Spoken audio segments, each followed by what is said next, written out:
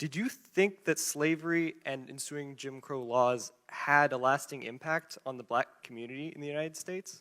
Some, and that's a good question. So if What's up guys, welcome back to my channel. It's your girl and if you're Scarlett. Today you're back again with another video from Charlie Kirk. So today Charlie Kirk humiliates race-baiting sociology students. Okay, this is going to be interesting. So guys, without further ado, let's get started. Did you think that slavery and ensuing Jim Crow laws had a lasting impact on the black community in the United States? some, and that's a good question. So if you correlate all the impact of Jim Crow and slavery, I would say that you could generously say 26% single motherhood in the black community in the 1960s. So about 26% of all black babies born in the 1950s and 1960s were born to a single mother. Now it's 77%. So I would ask you, why did it jump 50 points, 50%, since the Civil Rights Act as America got significantly less racist? So that's fine. I don't know why it jumped. That who cares? But Well, it wasn't slavery or Jim Crow. It No. was something else. So the only lasting impact that slavery had on the U.S. was that less black families had fathers. No, not necessarily. But have you ever known anyone that's owned a slave? No, but I know a few presidents who did. You know them personally? So you know anyone that was ever a slave? Well, no, because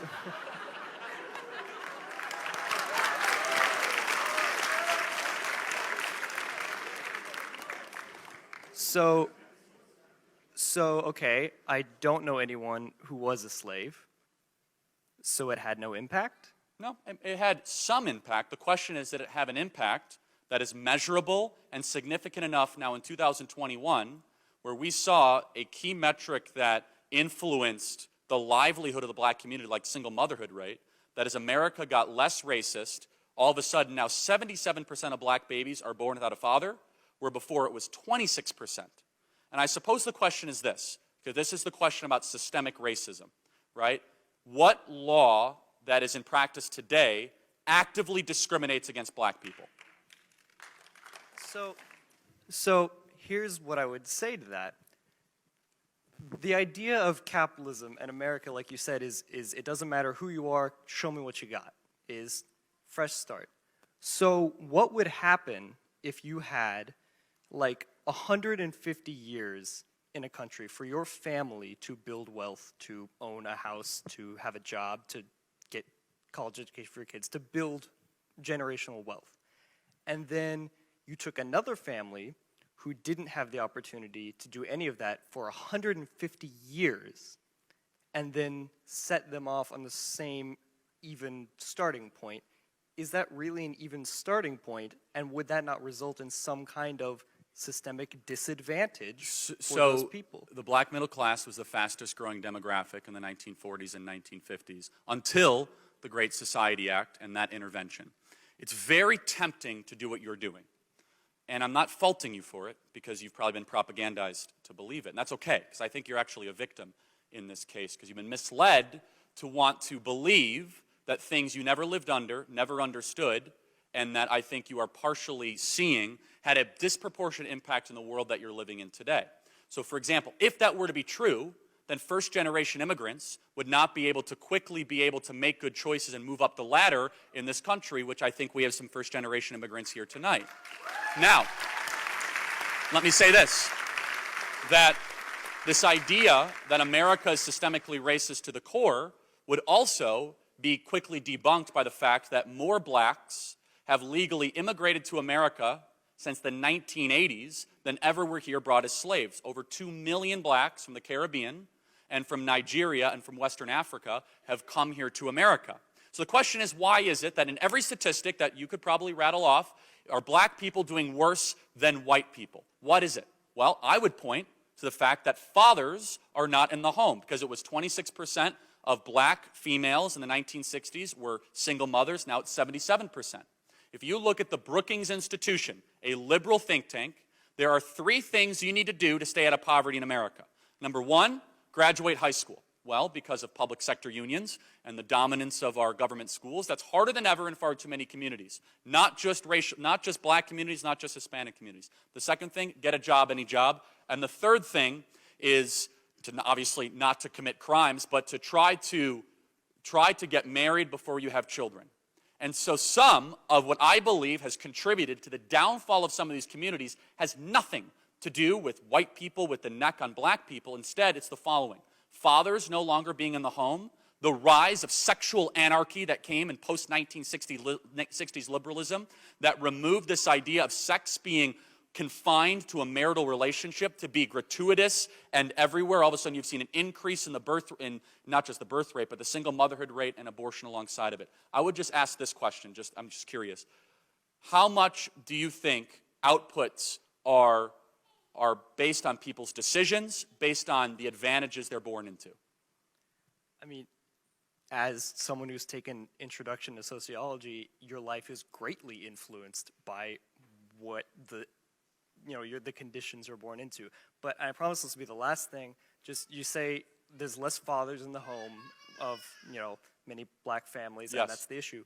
So what do you think is keeping fathers out of the home in those? It's a great question. Do you think it could be over-policing and police arresting, like, disproportionately? We went through this, everybody. Do you think it could be law enforcement disproportionately enforcing laws in black neighborhoods and arresting more black males than any other demographic? So blacks are actually under-arrested and under-policed per the percentage of crimes they commit. We talked about some of those numbers. But let me tell you one thing in particular. In the Great Society Act, we decided as a civilization to subsidize single motherhood. In the 1960s, we told black women you no longer need to be married to have children, you can get married to the government. And we saw a dramatic escalation and increase of the deterioration of the nuclear family and a replacement of that of the nanny state and the welfare state. And I would say this, that every single activist group that steps up, that talks about systemic racism and oppression, if you look at the data, purely the data, if there is a movement to put black fathers back in the home and to try and challenge the sexual anarchy that came in the post-1960s and had a more prudent and pious view of sexual relations in America, which is a very unpopular view, by the way, for most Americans, but it's true that before the 1960s, sexual relations were, at least culturally, supposed to always be confined to marital relationships. The more gratuitous that we have been in trying to catalog it in media and in pop culture and in Hollywood and, yes, in schools, then all of a sudden you have seen people say, well, why do I need to get married for that? Marriage is the bedrock institution, and strong families create strong communities, which create strong civilizations. And this is why immigrant communities that have come to America, and first-generation immigrants, they're able to move so quickly up the socioeconomic ladder because they might not have wealth, they might not have big bank accounts, they might not own a lot of land, but they have the thing they know that will keep them together, which is a family that will not be broken up at any means necessary. I'll finally say this. Let me just say this. No, I want to thank you for coming because it took courage to ask that question. I'm just going to ask you to do one thing. Please forget everything you learned in Introduction to Sociology 101 because it was likely all garbage. So thank you so much. Yeah, I think I like that. I really did enjoy this. Sometimes when we really have this conversation about this racism, I tend to feel uncomfortable. I tend to get so much furious and anxious. But today I think it's all about the studies and it's all about the analysis. And I think Charlie said it all.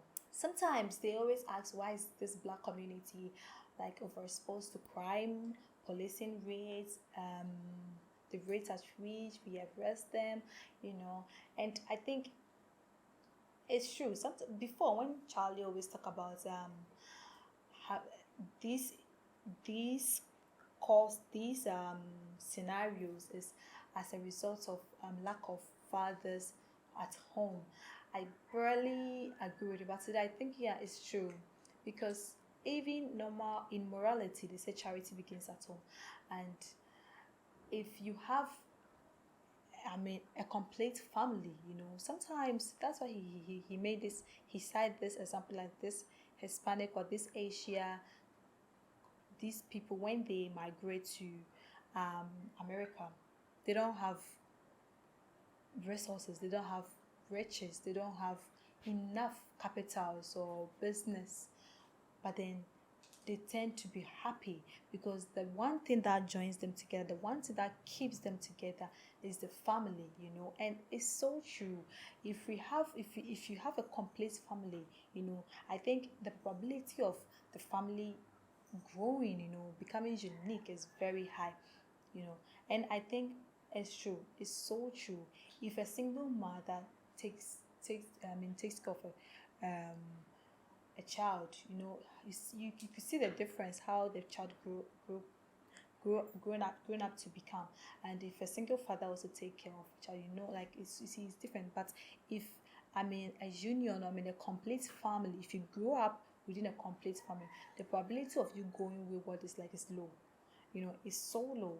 And I think he's so right. And he making this analysis that 50% in the 60s, 1960s, 50% of the black community, they always say they grew up without a father, or the divorce rate, or the growing up as a single mom, like single mom taking care of a child, was 55%.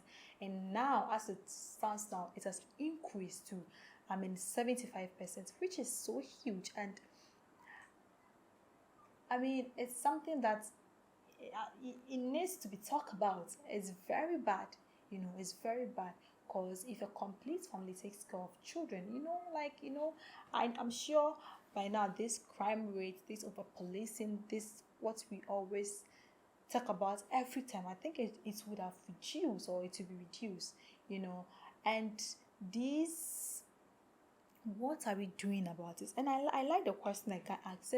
So what is keeping the fathers away from the children? Or what is keeping, when it comes to the black community, what is keeping the father away from the children, or away from the family? And he asks, is it the overpolicing there in the black community, or the crime rate in the black community that is keeping the fathers away from the community? And Charlie said no. Sometimes you grew up in the black community, and most of the men are in prison. Most of the men have been accused of crime and being in prison and being jailed. And sometimes I understand, maybe that's why they are away from their children. And I think some too, 50% of it too is divorce. As I said, broken home, divorce. And Charlie said, with civilization going on, the black community, the government tends to take care of the single parents, that there's something they called, you get married to the government. So I think there's a social welfare that helps take care of the children, you know. There are some resources as a single mom you get from the government. So obviously I don't need my husband, I don't need a man in my life, and which is very bad. Because if you compare, Charlie made a video about the comparison between the black family and the Asian, the Hispanic community. You know, when they migrate from their countries to America, one thing for sure is that they build their family, and they always have this complete family. And that's something that always help them.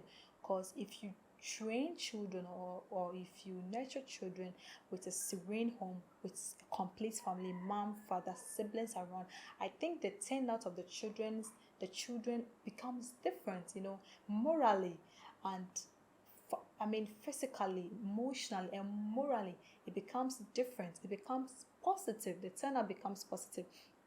And when they migrate, what keeps them together is the family and their policies. You go to school, you find a job, you get married.